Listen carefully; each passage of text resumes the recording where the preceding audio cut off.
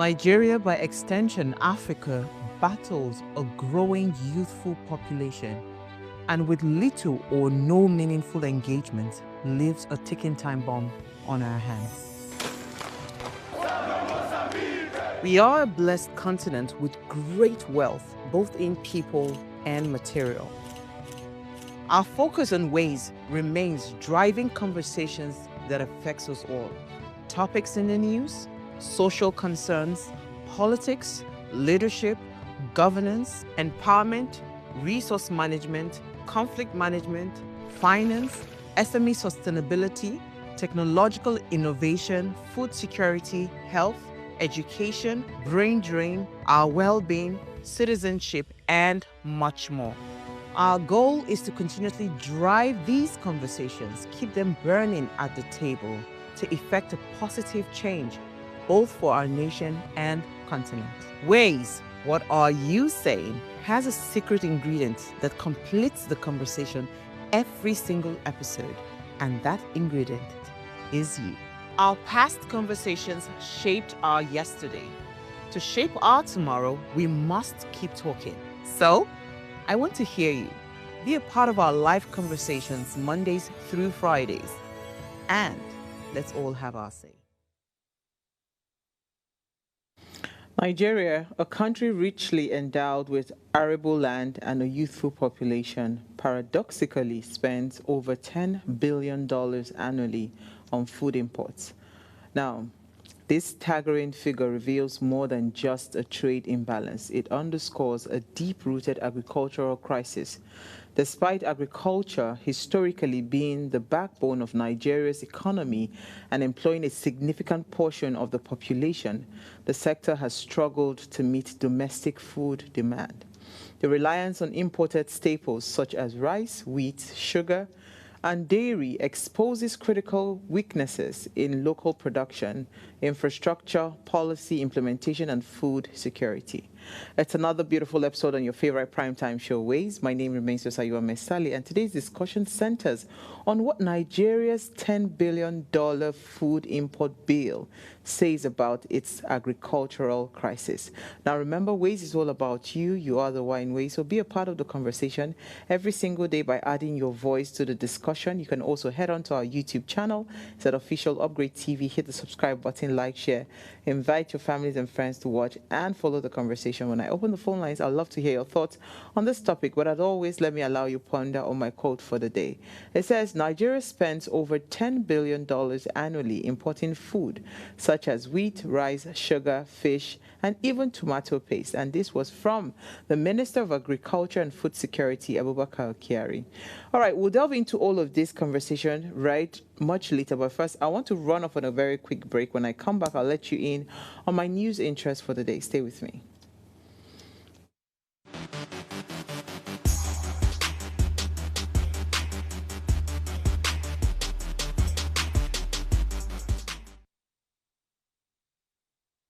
All right. The Revenue Mobilization Allocation and Fiscal Commission has hinted at plans to review the salaries of political office holders in Nigeria, describing current earnings as inadequate, unrealistic, and outdated in the face of rising responsibilities and economic challenges.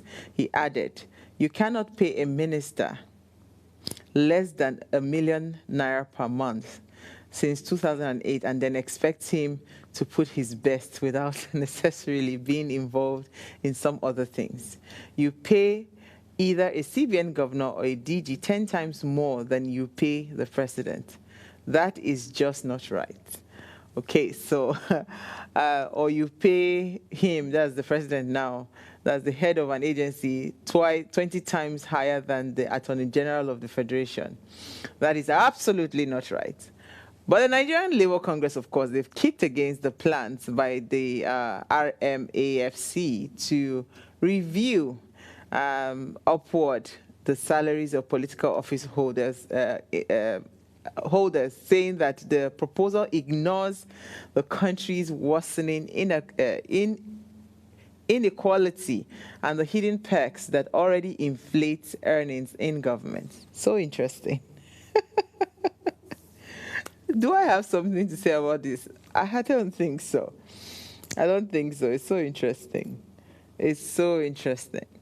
Yes, that's an interesting news to bring to you. I'll make with it whatever you want to make with it. I'll move on to my next story. The federal government has subsidized the cost of kidney dialysis in federal hospitals across Nigeria, slashing the price of the procedure by 76%. Now, the new policy approved by the President Bola Ahmed Tinubu reduces the price of a single dialysis session from an average of 50,000 naira to a new subsidized rate of 12,000 naira. The move is expected to bring immediate financial relief to thousands of Nigerians battling kidney disease, a condition that often requires multiple treatment sessions per week. Now, according to the statement, the new pricing is already in effect in 10 major federal medical centers and teaching hospitals across all 6 geopolitical zones. So more federal medical centers and teaching hospitals will be added before the end of the year to widen access nationwide. This is beautiful. This, I have something to say. You know, we've always said it that, for us to know that the government truly feels our pause, you have to be intentional about touching the things that a mass population will benefit from. Health is one of them. Healthcare is one of them. And this is a great move. And I want to say thank you to the president. These are the kinds of subsidies we want to hear. These are the kinds of reviews we want to hear. Because this then gives us hope that a common man that is on the street will be able to afford healthcare regardless of their financial status. And that's what governance is supposed to be about. Giving the common man hope to say, yes, I can live, I can survive despite my meager earnings. Yeah. So yes, this is a good move. So thank you again to the president for this move. I'll move on to my final story. A young boy or a young son of Boko Haram's founder has been arrested in Chad, where he was allegedly leading a jihadist cell.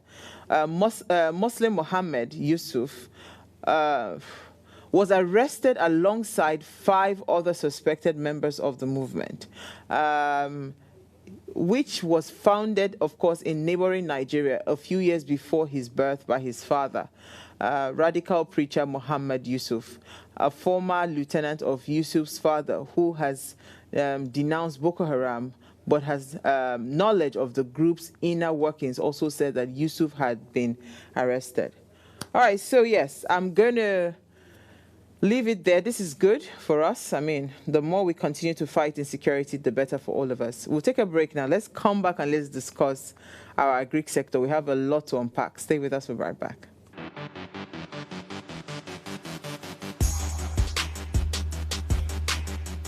Appliances just to reduce costs. We need lights. Introducing the Energy Outlook, your go-to show for everything energy. Every week, we'll bring you the latest insights, innovation, and in-depth analysis of Nigeria energy sector. From policy discussions to regulatory insights, we'll analyze the key decisions influencing growth and sustainability in the energy sector.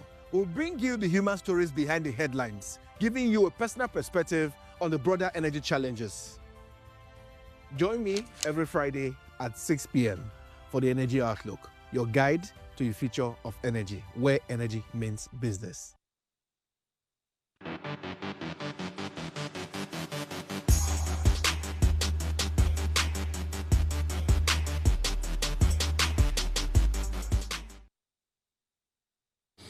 Nigeria's Minister of Agriculture and Food Security, Senator Abubakar Kyari, has expressed deep concerns over the country's rising dependence on imported food. Speaking at the 2025 Agric and Export Finance Expo in Lagos, the minister revealed that Nigeria spends over $10 billion annually on food imports, including staples like wheat, rice, sugar, fish, and tomato paste.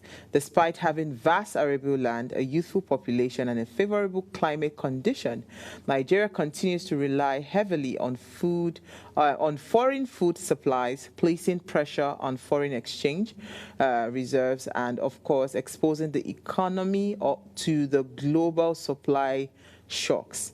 The minister described the situation as unsustainable and called for urgent reforms to boost local production, invest in agro-processing, and promote food self-sufficiency.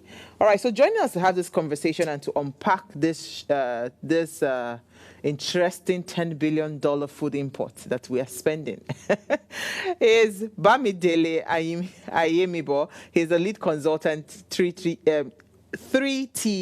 Impex Consulting. And I also have Hussein Olariwaju. He's the CEO of Hack Technology Management Services.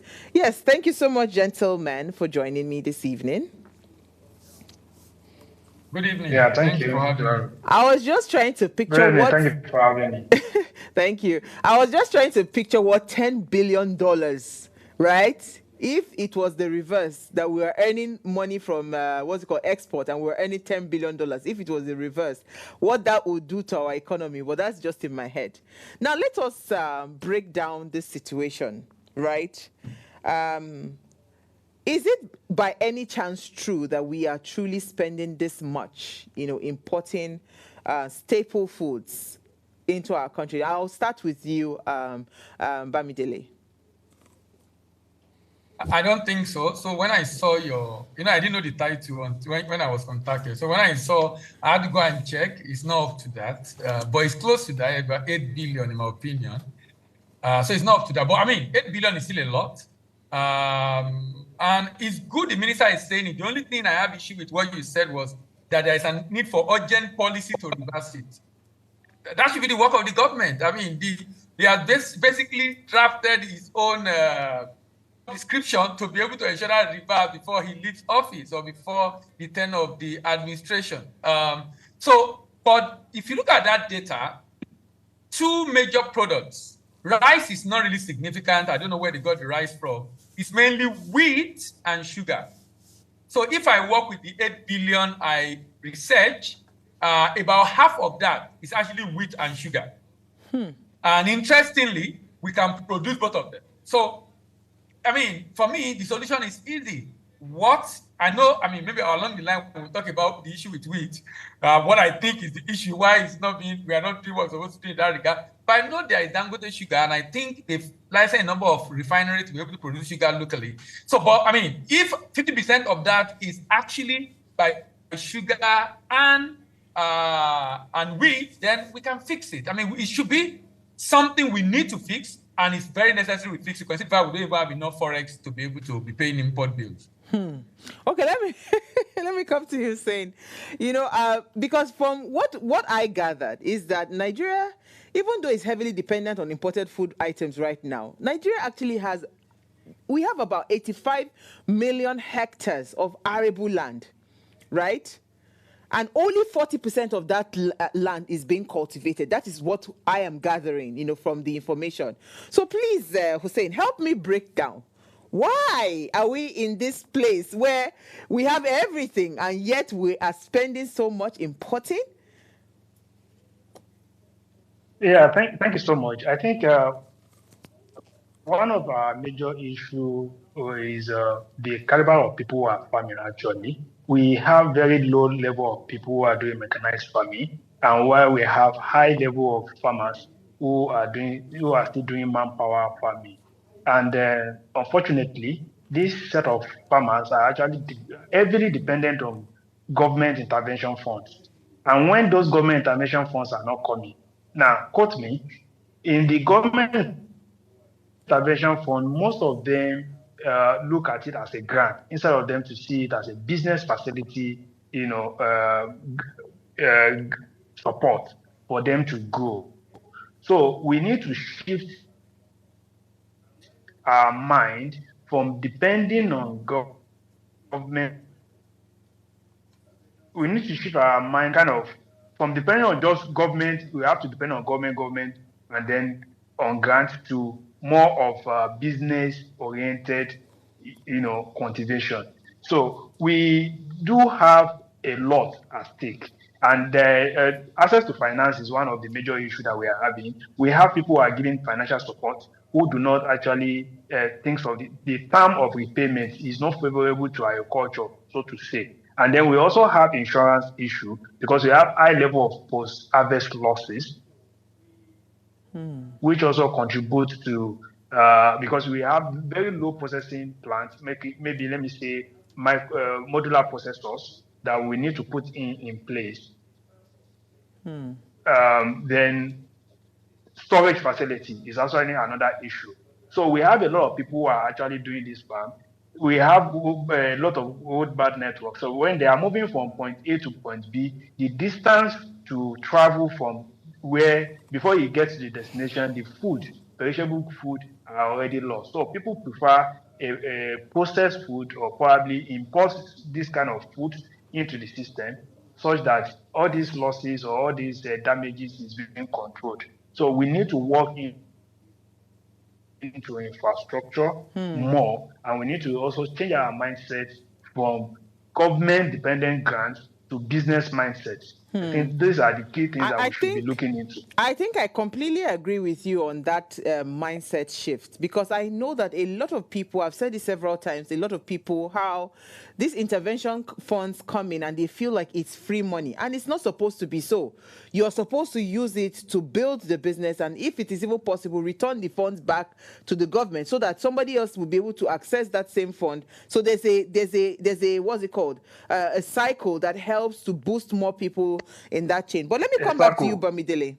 You know, from what you said 50% of these, you called it 8 billion, but the research says it's 10 billion. But let me break down something for you. $2 to $2.5 billion goes to wheat, $1.5 billion to $2 billion goes to rice, $1 billion dollars goes to sugar. There is fish, there is tomato. 1 billion to fish, then 500,000 to 400 million rather goes to tomato paste. Then other dairy products will still take about 2 to 3 billion. That totals about 10 billion. There is no one product inside this list that I have mentioned that I think we do not have the capacity, you know, to produce. And I love what Hussein said about wastage, because I know that there was a time, I think Dangote has a tomato plantation. Correct me if I'm wrong. There was a time where there was a report around how much was lost. You understand? Because they did not have processing or preservation plants or something like that. I can't recall the exact story now. But Bamide, let me come back to you. Right? Do you think it is? Is it true to what Hassan said about we don't have mechanized farmers? That is the issue, or we do not have the willpower as a country to feed ourselves? Which is truly the issue? Both of them. Here are the problem. 75% of the farmers are peasants. So like Hussein said, a number of them are not mechanized, a good number. We have a lot of post-harvest losses, about 30-50% according to Food and Agricultural Organization. We have insecurity on the farmland, by the way. We are majorly rainy season farmer, very few irrigation farming, meaning we can produce multiple times a year for most land. Low yield per hectare for a number of seedling we are using. And like you said, less than about 40% yet on cultivated land, and inadequate funding. So there are a lot of problems contributing to it. And when you talk about willpower, I agree. But I want to say, okay, maybe this administration have done something a little bit different. BOA has been given 1 trillion naira, according to the news. And I think the president approved it before it was a pledge, but now since they've approved that fund, to be able to fund production of some particular agro-commodity. So if that is true and the money is well deployed, we probably begin to see a reverse in this. But I know Nigeria, there are many political farmers. There are many political farmers who are not taking the money to return. A number of people see it as a national cake. That is why the Anchor Borrower Program, another initiative of CBN during the Emefiele era, failed, such that some people are still being debited today. They've already mapped their account across different banks. If any money enters the account, the money will be debited. That's how far the government is going to recover that money from people that collected the money and refused to pay back. That's another challenge, which is what Hussein also alluded to, the fact that many of them see it as a grant rather than a loan to be able to grow the business. I think there was no willpower before. I think this government is trying to demonstrate willpower with the kind of funding they are giving BOA to be able to fund massive production of agric in the country. So if the fund is well deployed, maybe we'll begin to see a reverse from next year. Hussein, let me come back to you. 1 trillion to Bank of Agriculture, according to Bamidele. Now, do you see, because, you know, these things are so beautiful on paper. Have you seen that truly being disbursed to the farmers that need it? Because me, I'm a farmer.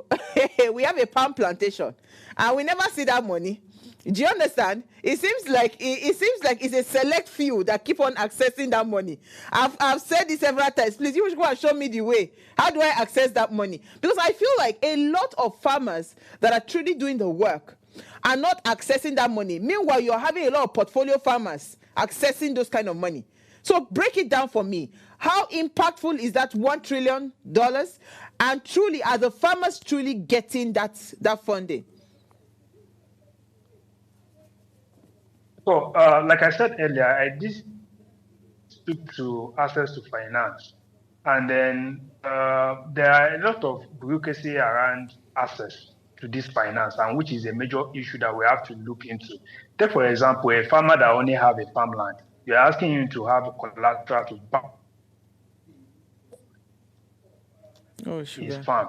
And we don't have insurance to say, okay, I take over if any to be able to, you know, secure this money.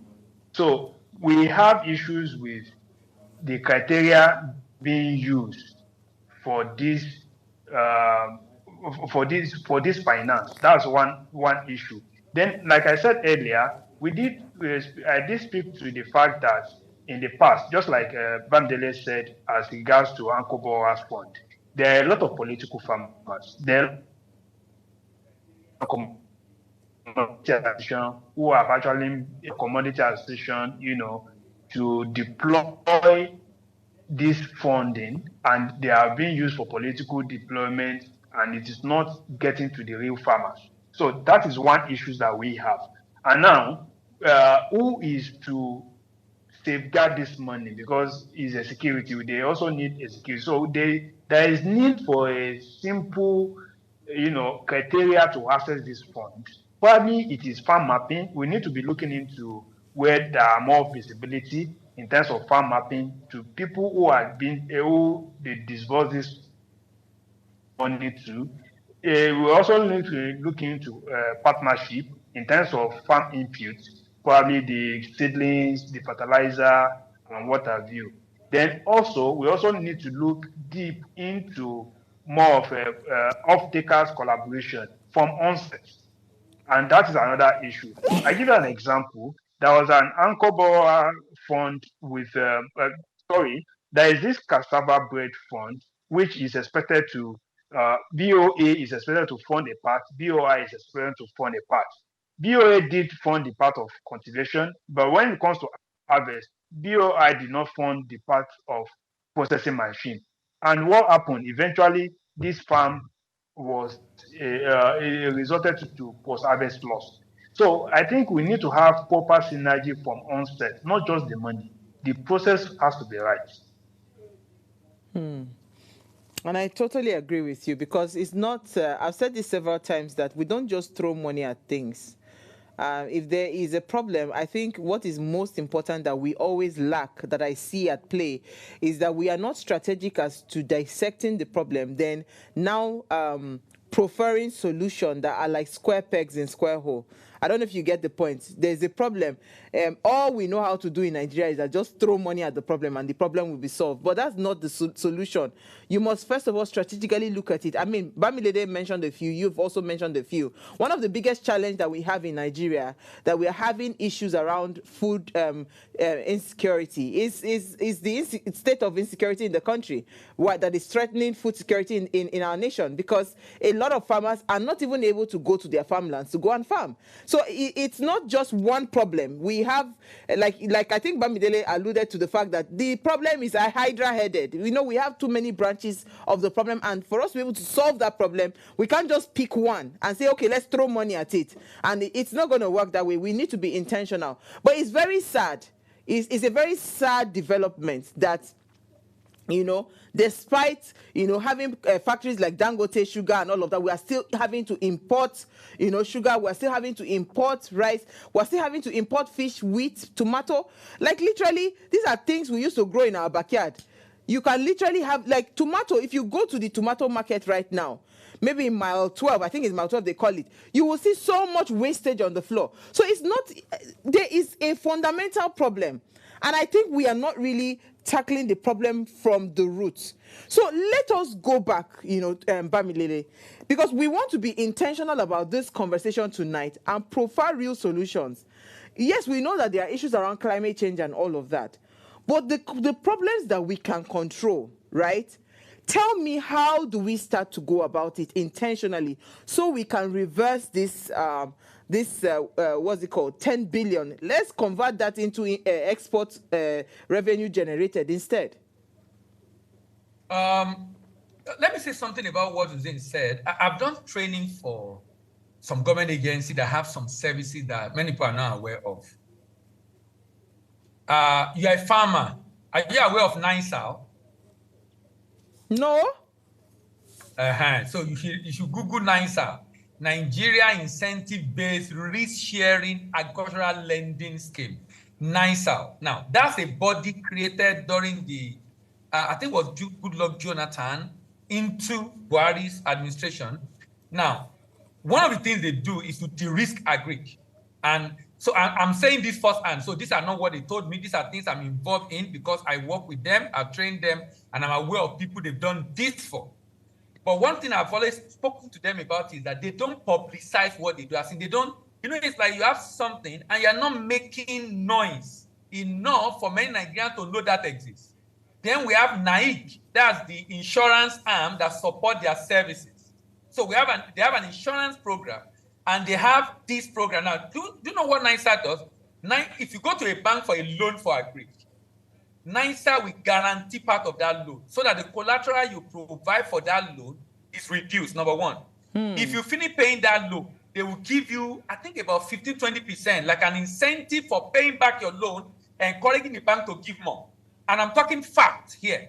But the challenge is very few are aware and very few have taken advantage of NISA. NISA is in every CBN office nationwide.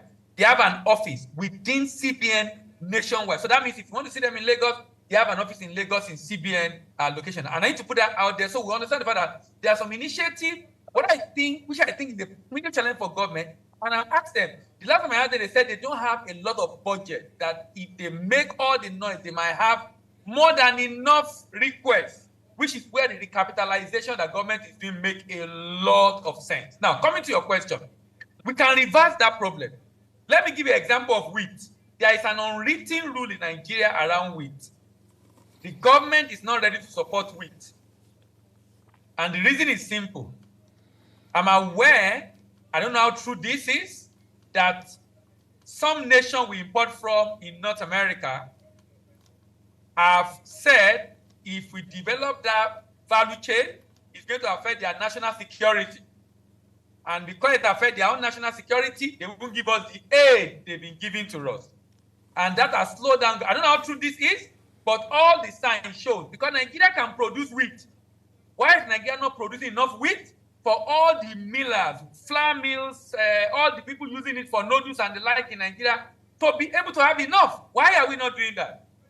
So I want to believe there is an element of truth in this, and that probably explains the reason why we are not getting what we expect from that sector. And that might also dovetail to other areas, but at least for wheat, I'm very much aware of the fact that there are a lot of politics around the issue of wheat.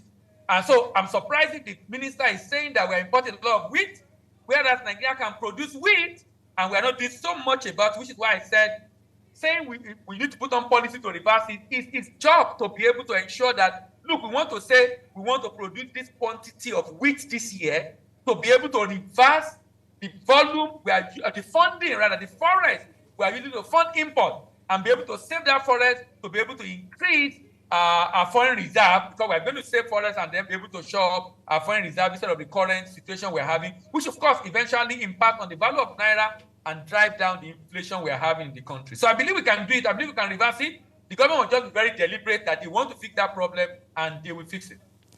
So, Bamidele, I'm going to put you to this now. My farmers shall be contacting you after the show for NISA. Because yes, I will link them up. I will link them up with NISA. I have their contact. I will link them on NISA. You know what? CBA, they don't need budget. I will be their mouthpiece. You understand? Let me go through the process and successfully access the money. I will help them do the publicity for free. You know what? Let's go on a break. When we come back from the break, we'll continue this amazing conversation. Stay with us. We'll be right back.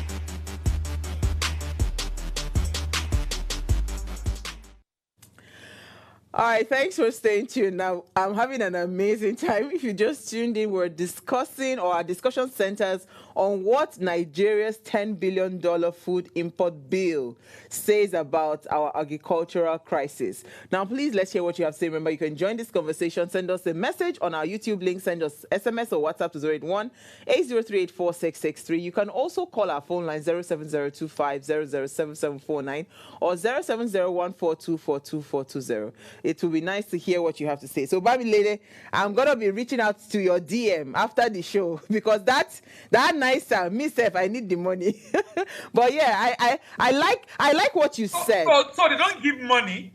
You get the money from the bank, but they guarantee. They give us the guarantee. No problem. You know, what I love about what you said is the fact that, you know, that then takes care of the collateral issues that a lot of people are unable to provide. That's number one. And number two, it gives an incentive for farmers to pay back the loan. Because it doesn't make any sense that there is money available. So, for instance, this 1 trillion that is available, if farmers understood, like what Hussein was saying, if they understood that this was a loan that should help build your business and you are able to pay back that loan, you are giving an opportunity for the next farmer coming behind to be able to also build his own business. But when we see it like free money, then that's where we continue to have a problem.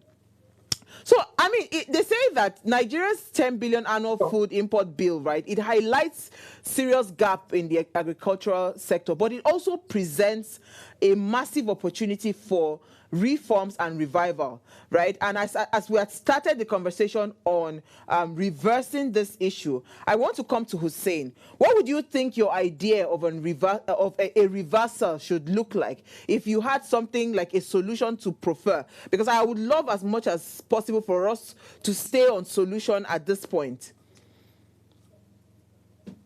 Okay, thank you so much. I think it's interesting to know that the data we're speaking to, which is $10 billion, is even underestimated because they are from the formal sector estimation. We don't have the accurate data from the informal sector. So going forward, I think it is necessary for us to also integrate. Something happened sometimes last week in Kano after a conference on agriculture that happened. You know, maize was brought into the farm, and because it is imported, there is a price tag to the cost of per ton or per kg that is being sold. Meanwhile, farmers that have actually labored over time and factor in their cost. Take for example, a bag of corn that is expected that they've expected that EOP should take up, let's say, 55,000 naira per 50 kg. When the imported bag came in, it was sold for 35,000. Automatically, the farmers are at loss.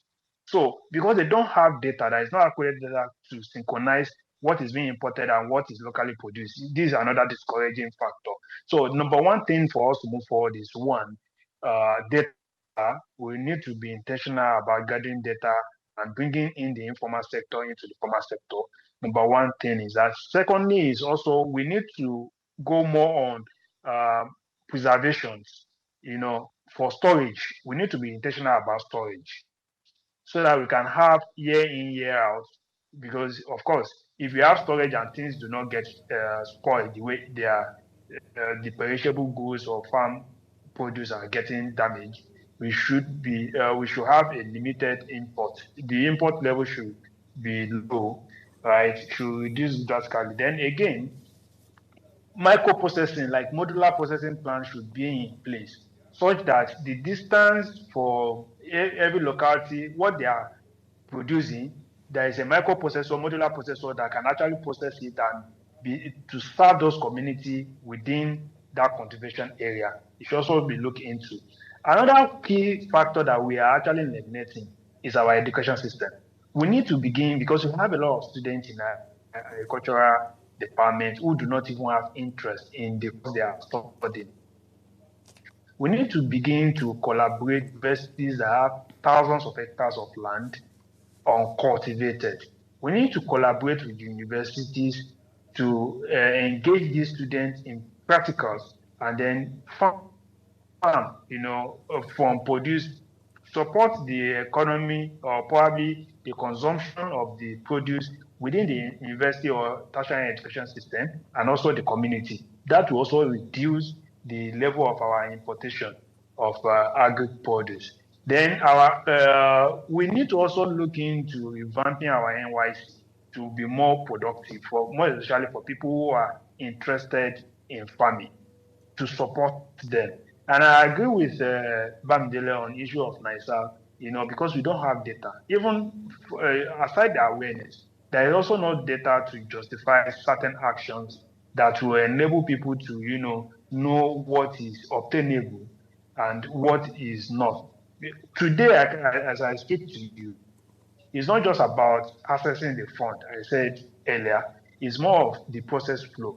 How many soil test labs do we have in Nigeria to even test the acidity or the alkaline of the soil, how viable the soil is going to look like? How many testing environments do we have? These are factors that we need to also put in place, which are critical for if we have to move forward, not just provide the fund, because this actually also speak to how viable the business is going to look like. Very, very apt. Bamidele, I would like for you to continue on the solutions, but speak to infrastructure. Because I think one of the biggest challenges that we've seen is infrastructure. We're talking road network. I was talking about the agro processing. I don't think you heard me when I was saying it, and I think Hussein actually touched on it, right? Investing in those kind of things. What would a good manufacturing plant look like in terms of what is workable? Because I know in some parts of the world they have massive storage, massive processing plants, so your small farmers will just carry their, it's like you just go and do what you need to do and you have your end product without having to invest in those kinds of infrastructure. So speak to infrastructure. We're talking roads, we're talking power, we're talking maybe plants, processing plants or storage facilities. We're talking all of those things that would just help the system, stay the value chain to be sustained. The northern part of Nigeria contributes significantly to the agricultural production. And the research by, I think it was in Katsina that this research was done, confirmed that one of the biggest challenges of farmer is not even fertilizer, is desert encroachment. Desert encroachment. And that the government needs to do all that is required to support them with tree planting, irrigation farming, all that is required to support, because to be able to boost their production. So the infrastructure around boosting production beyond providing new variety with better yield per hectare. I'm talking about hybrid. I'm not talking about GMO. because I'm so much don't bring that argument though. We will not live here today. But hybrid. So to be able to improve yield per hectare and infrastructure to support more production. So it's important that the solution is research-based. It's not just like, I was just reading this evening also, and I saw that government are giving a lot of fertilizer. The law of racketeering around fertilizer. Do you know that Dangote produce fertilizer? Some states are still importing fertilizer. Why? because what they make in terms of corruption and fertilizer is so much that buying from Dangote is not going to allow them to achieve that objective. So they would rather still import even though Dangote is producing. So we are used to doing some things because of what the people who are in charge of this thing get from it, not necessarily because it's providing solution to the problem. So infrastructure around production, I think it's critical. Then it's not enough to produce.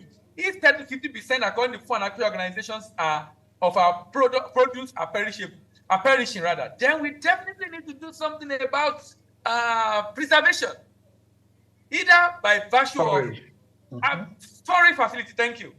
By virtue of facility to be able to either store or to process as soon as possible. So, for example, you go to a place like Benin, you see some mangoes in the middle belt, big mangoes. But nowadays, people are exporting dry fruit, dry mango. So why can't we begin to have a processing plant? Just like you said, you know, I visited a particular factory in Leicester in the UK some years back, and it has always been on my mind that, look, this is one of the things I wish we will be able to do to support SME in Nigeria.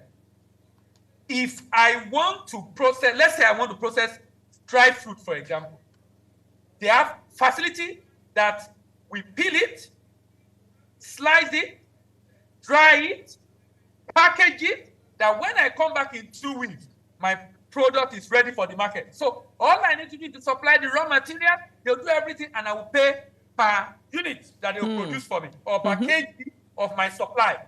That takes away a lot of headache of processing, of NAFDAC, of power, of so many things. And it will make them, farmer will think only of production and marketing, primary production rather, and marketing, and take the processing away from them. And this is happening in the UK.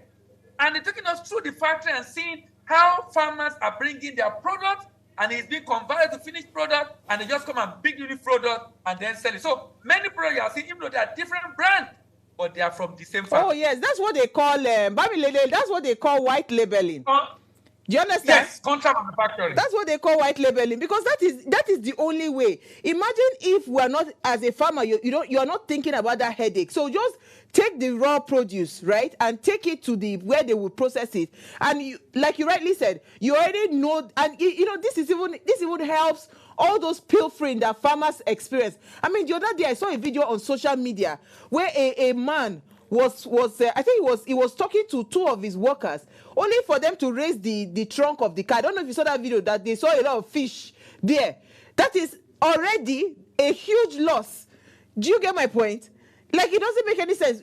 As a farmer, you are thinking about the ones that are stealing your produce. You are thinking of so many things. But if you had somewhere where you could just weigh maybe 1 ton of coconuts, you take it straight to where it's going to be processed, and they bring back coconut flakes. You already know what should come out based on what it will just make life literally easier. But let me read some comments, then I'll come back to you, Hussein. He said, we saw reports that the textile mills are to be revamped to create imported, no mention of revamping the cotton farms. How can this disconnect be resolved? Then he goes on to say, that's from Saleh, he says, input cost is a major limitation for agric to be profitable. At a cost of 50 to 60K per bag, at the end of the day, very poor yield due to inability to deal with this. What is the way forward on this? I don't know if you got the question. Hussein, do you want to respond to that? Yes. I did get the question very correctly. So I think for me, it's all about collaboration. There are a lot of input suppliers that are ready to do partnership and get what you have. Probably from produce, you can get the money sorted from that. But that is actually not the issue. Bamidele did mention about fertilizer, as area around fertilizers. So the problem we have in Nigerian sector is because we don't even test, we don't do proper soil tests before we even go into planting. So sometimes NPK, probably you need more of calcium than nitrogen, but you are bringing in more nitrogen into a soil that already have excess nitrogen. Definitely it will affect your produce. So one thing at a time. it is not about the input. It's not about the cost of the input. Even the hybrid that we are talking about, there are causes, there are things that has resistance. Probably there are some microorganisms that affect mangoes and that do not affect probably yam. And then there is a way they transport the resistance in the yam into mango so that it does not affect going forward, it does not affect the mango once it's planted in the same environment, and it will improve the yield. We can have situations like that.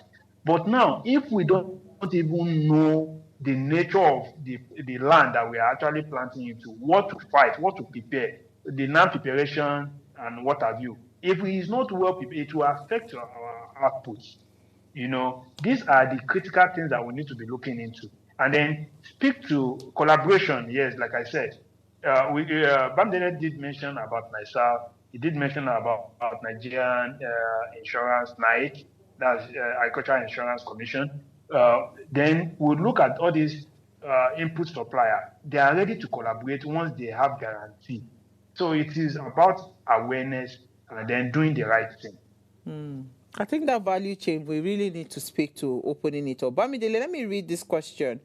Infrastructure, it says public power and diesel cost makes the local farmer unable to remain profitable. Solar cost also almost unaffordable to the local farmer. I mean, this is also just still speaking to infrastructure.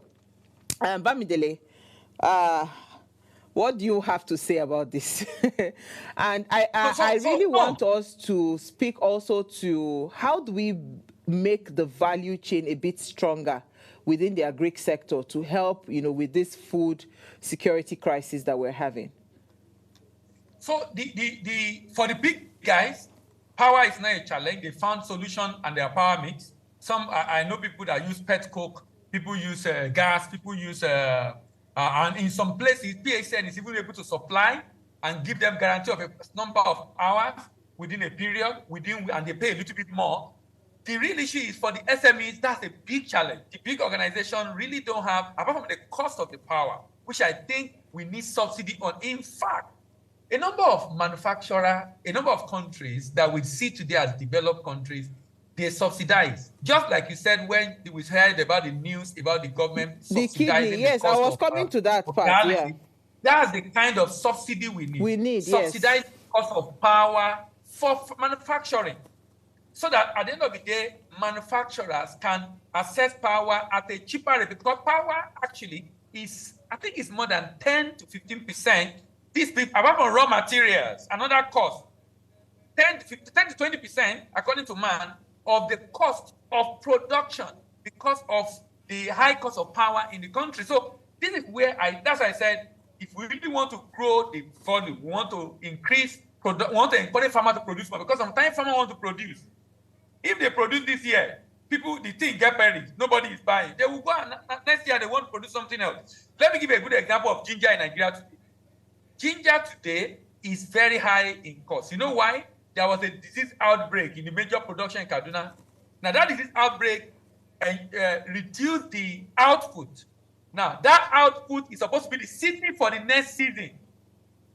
Now they don't have enough seedling. So the people that have seedling that are planted now, they have to buy at a high price. Because of ginger, in fact, currently I heard Nigeria is even importing ginger. Now, what has happened there? That is where government can come in. Subsidy. Immediately that kind of issue happens, subsidize the cost of purchasing that seedling and get a lot of farmers to buy. Because when farmers realize it's too high, nobody will buy from them, they will move to another product. If you want to encourage them to be able to, they must be guaranteed to be able to purchase this thing from them. Do you know that Nigerian state can create jobs, generate forex, by supporting production of commodity in their state for the purpose of export?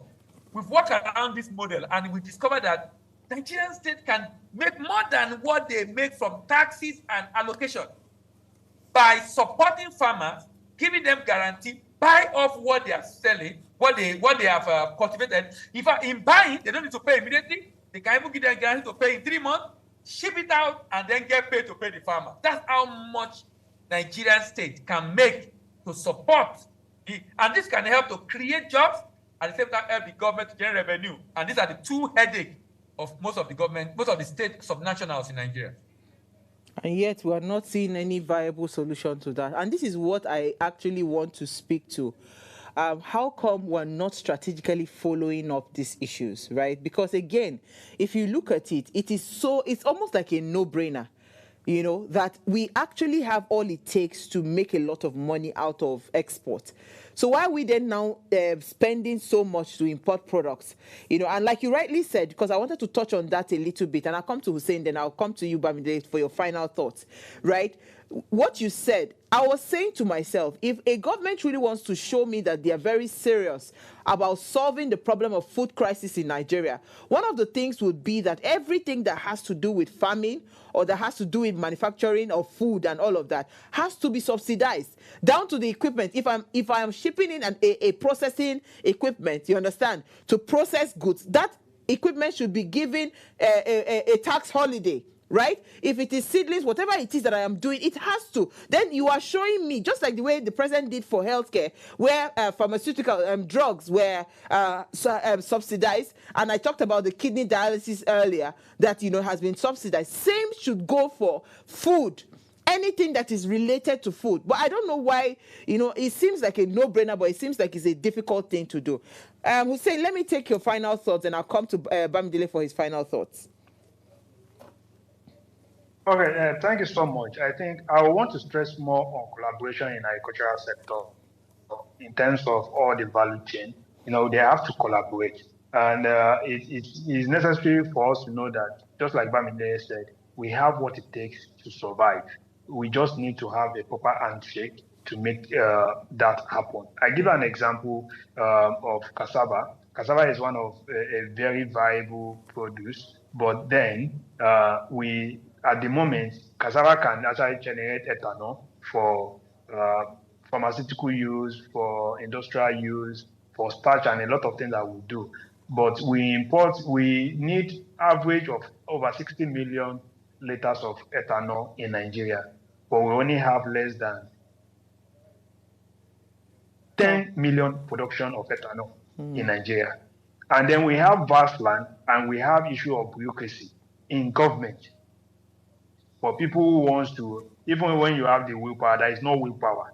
There needs to be willpower from government officials. There needs to be collaboration, and then Absolutely. The power issue has to be subsidized, and there are other collaboration with other bilateral country agreement, maybe from India, from China, to give solar plants for industrial use at a subsidized rate, so that we can have all these. And these are actually real solutions. Moving forward. Yes. Absolutely. Thank you so much. These are real solutions. Yes, please. Bamidele, quickly, because we ran out of time.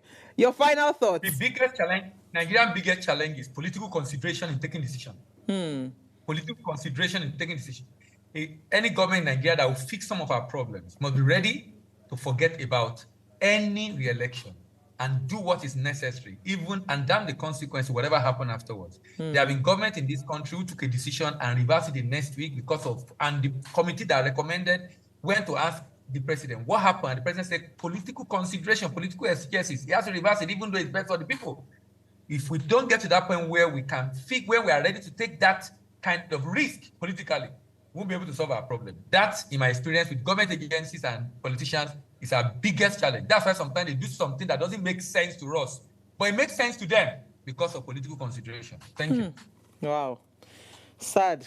And that's our sad reality. But thank you so much, gentlemen. I'm going to come to your DMs, as I said, because we truly need to find a solution to this food crisis in Nigeria. And as much as we can, I believe that, just to add to what the two gentlemen have said, information is powerful, right? I think farmers need to be intentional about gathering more information across board so that you can help yourself. You know, like you said, this information, they are readily available, but we do not know. And if you do not know, you cannot access them. So thank you so much for watching, guys. Thank you for your comments. Keep sharing the links. And please follow us across all social media platforms. We'll see you tomorrow, 8 p.m. Enjoy the rest of your evening.